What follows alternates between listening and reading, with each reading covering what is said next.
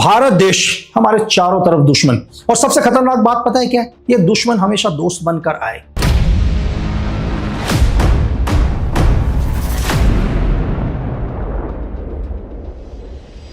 अगर हम पश्चिम की ओर देखें तो चाइना ने पाकिस्तान के ग्वादर पोर्ट को पूरा अपना कंट्रोल में लिया है। मेरी बात समझ रहे हैं? यानी कि पश्चिम चाइना के कंट्रोल में। फिर आ जाते हैं दक्षिण में, श्रीलंका के हनबटकोटा पोर्ट, वो तो चाइना की जेब में है, यानी कि पूरा वहां पर चाइना का कंट्रोल। अगर हम पूर्व में आके देखें, यानी कि बांग्लादेश, आज का सबसे बड़ा इशू मोंगला पोर्ट, चाइना क्या कर रहा है? उसको भी अपने कंट्रोल में लेने की सोच रहा है। वहां पर भी क्या कर रहा है? अपना एक बहुत बड़ा पोर्ट बनाएगा, यानी कि हिंदुस्तान को चारों तरफ से घेरना। लेकिन असली धोखा तो अभी बाकी है।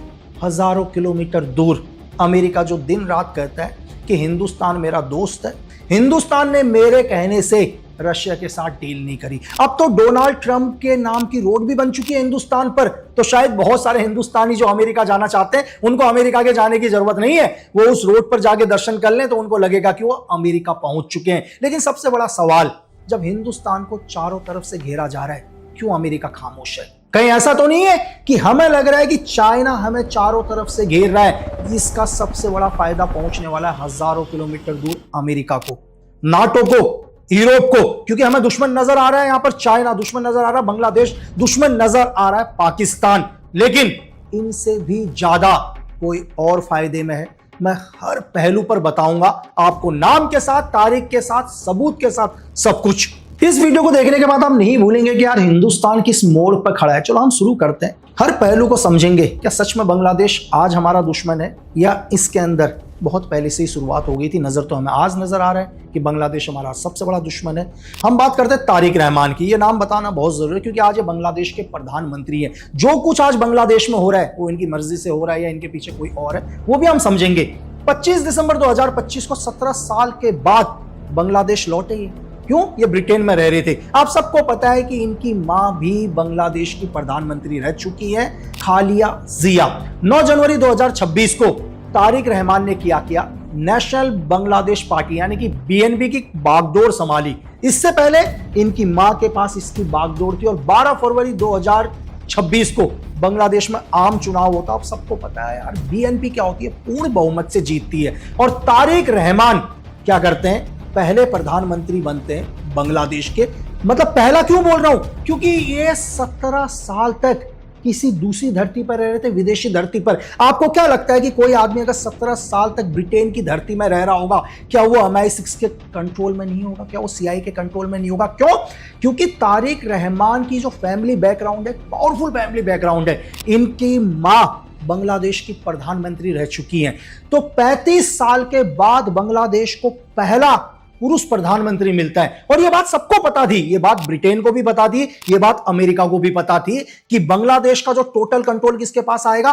तारिक रहमान के पास आएगा। अगर तारिक रहमान CIA के कंट्रोल में रहेंगे, MI6 के कंट्रोल में रहेंगे, तो MI6 और CIA तारिक रहमान के जरिए एशिया को कंट्रोल कर सकती है। अब आप कहोगे यार कि बांग्लादेश तो एक छोटा सा देश है। बांग्लादेश के इस छोटे से देश के दम पर ब्रिटेन या अमेरिका या नाटो एशिया को कैसे कंट्रोल कर सकता है? मैं आपको सबसे पहले एक बात बताता हूं, किसी का अच्छा करना बहुत मुश्किल होता है। अगर आज मैं ये सोच लूं यार मुझे किसी का भला करना है, तो शायद सालों लग जाएंगे। लेकिन अगर किसी का बुरा करना है तो मैं कहता हूं दिन नहीं लगेंगे, घंटे नहीं लगेंगे, मिनटों में हम किसी का बुरा कर सकते हैं। तो ये दुनिया के जो पावरफुल देश है, ये तारिक रहमान का इस्तेमाल करके या बांग्लादेश की जमीन का इस्तेमाल करके एशिया के अंदर भला नहीं करना चाहते, बल्कि एशिया को क्या करना चाहते हैं? गहरे युद्ध में धकेलना चाहते हैं। जैसे आज पूरी दुनिया में युद्ध चल रहा है। हम हर एविडेंस को समझाऊंगा आपको कि कैसे बांग्लादेश को आज एक लॉन्च पैड की तरह यूज किया जा रहा है हिंदुस्तान के खिलाफ। आप सभी को पता है कि अभी जून चल रहा है, और 22 जून 2026 को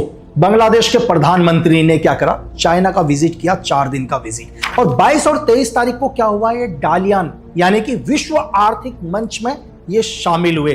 24 जून को उन्होंने एक हाई स्पीड ट्रेन पकड़ी, सीधे बीजिंग पहुंचे। बीजिंग में 25 जून को यानी कि अभी वहां के प्रीमियम से इन्होंने क्या किया? मुलाकात करी। और 26 जून को चाइना के प्रेसिडेंट एक्स जिनपिंग से इन्होंने क्या किया? मुलाकात करी और बहुत सारे समझौते करे, यानी कि बहुत सारे पेपर्स बस साइन करे।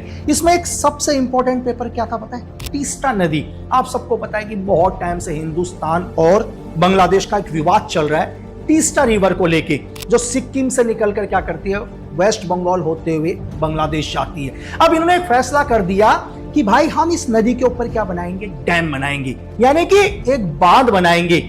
ये जो नदी है, इस नदी की टोटल लंबाई कितनी है? 315 किलोमीटर, जिसमें से 124 किलोमीटर हिंदुस्तान के अंदर है और बाकी 191 किलोमीटर का है बांग्लादेश के अंदर है। लेकिन इसके ऊपर डैम बनाने का मतलब आप समझ रहे हैं? इसके डैम बनाने का मतलब है कि हिंदुस्तान के ऊपर एक प्रेशर देना, यानी कि चाइना यह दिखाना चाह रहा है कि बांग्लादेश के अंदर पूरा कंट्रोल किसका है, चाइना का कंट्रोल है, यानी कि अपना दबदबा दिखाने के लिए। लेकिन फिर भी बांग्लादेश को ये चीज समझ में आनी चाहिए कि वो जो नदी है ना, वो नदी हिंदुस्तान से बहकर बांग्लादेश में जा रही है, मतलब बांग्लादेश से बहकर हिंदुस्तान में नहीं आ रही। लेकिन इतनी सी छोटी सी बात बांग्लादेश को समझ में नहीं आ रही है। क्यों? क्योंकि बांग्लादेश के ऊपर इस टाइम चाइना का कंट्रोल, और कहीं ना कहीं बैकफुट पर हम बताएंगे कि CIA कैसे बांग्लादेश को भी कंट्रोल कर रही है।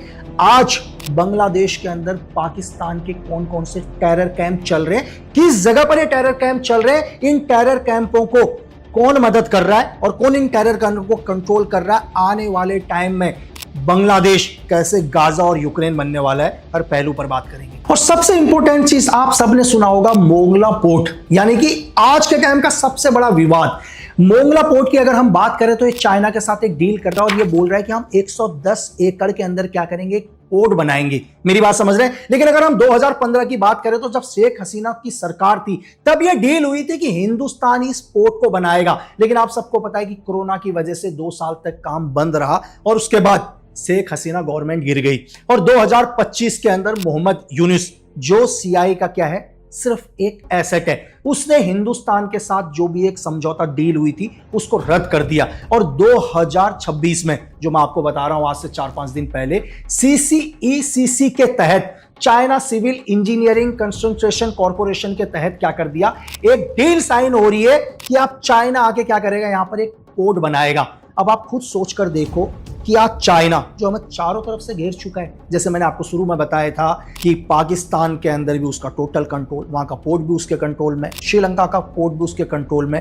अब चाइना क्या करेगा, यहां पर अपना पोर्ट बनाएगा। देखने के लिए तो रहेगा कि ये नॉर्मल बांग्लादेश को बहुत सारा फायदा होने वाला है, क्योंकि बांग्लादेश के अंदर शिप्स आएंगे, वहां का बिजनेस बढ़ेगा। लेकिन सच्चाई बहुत अलग है। सच्चाई क्या है, यहां पर चाइना की नेवी आके रुकेगी, चाइना के बड़े बड़े मिसाइल यहां पर क्या होंगे, अपना बेस बनाएंगे।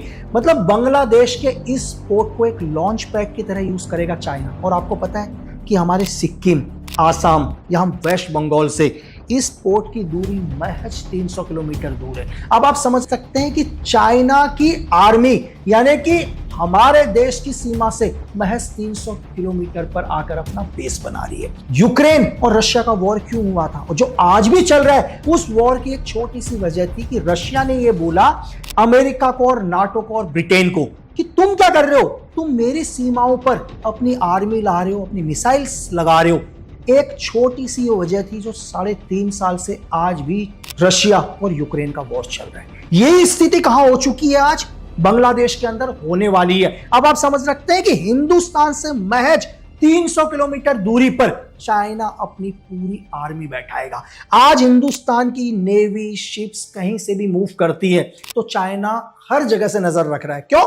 पाकिस्तान का पहले उसके पास पूरा कंट्रोल है, वहां का पोर्ट उसके कंट्रोल में, श्रीलंका का पोर्ट उसके कंट्रोल में, और हमारे बगल में बांग्लादेश का भी पोर्ट उसके कंट्रोल में। तो आप समझ रहे हैं कि कैसे एक देश के ऊपर, यानी कि हमारे देश के ऊपर प्रेशर बनाने की कोशिश कर रहा है चाइना। लेकिन फिर भी अमेरिका क्यों खामोश है, हम उस पर भी बात करेंगे।